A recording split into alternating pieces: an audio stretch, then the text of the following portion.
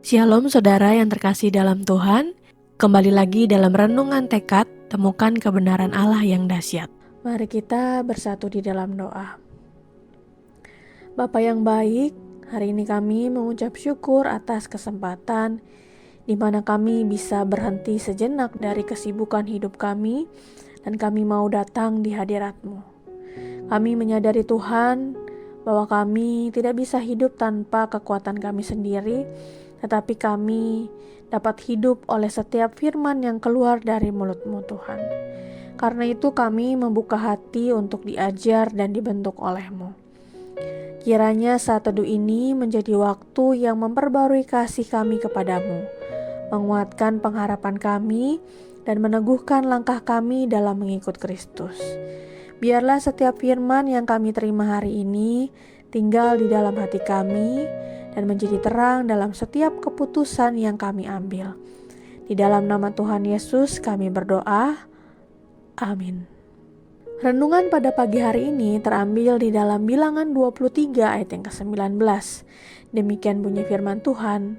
Allah bukanlah manusia sehingga ia berdusta, bukan anak manusia sehingga ia menyesal. Masakan ia berfirman dan tidak melakukannya, atau berbicara dan tidak menepatinya? Saudara-saudara, dalam kehidupan kita seringkali kecewa karena janji yang tidak tepati. Ada orang yang berjanji akan menolong, tetapi menghilang ketika kita membutuhkan.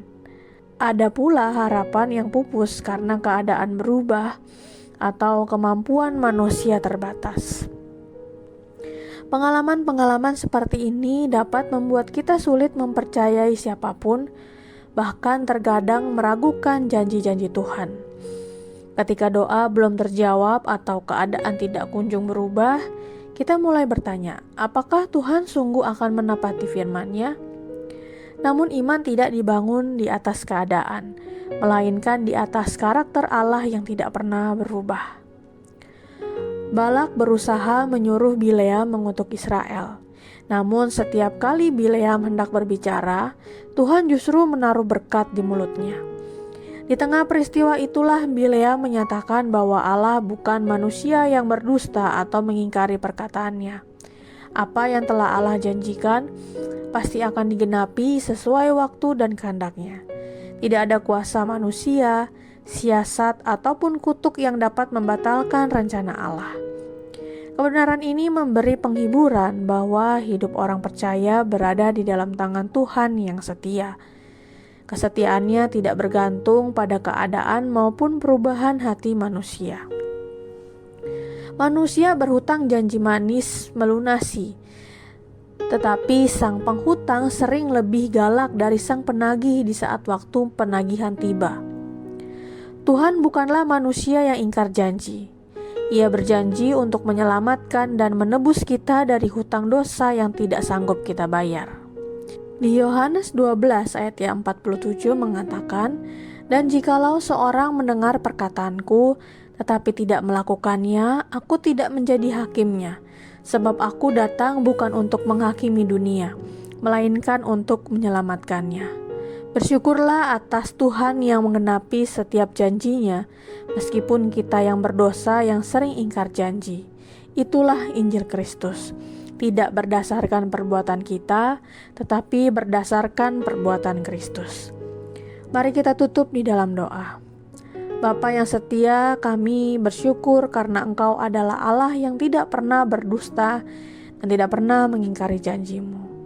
Di saat hati kami goyah karena keadaan atau kecewa terhadap manusia, ajarilah kami untuk tetap percaya kepada karakter-Mu yang tidak pernah berubah.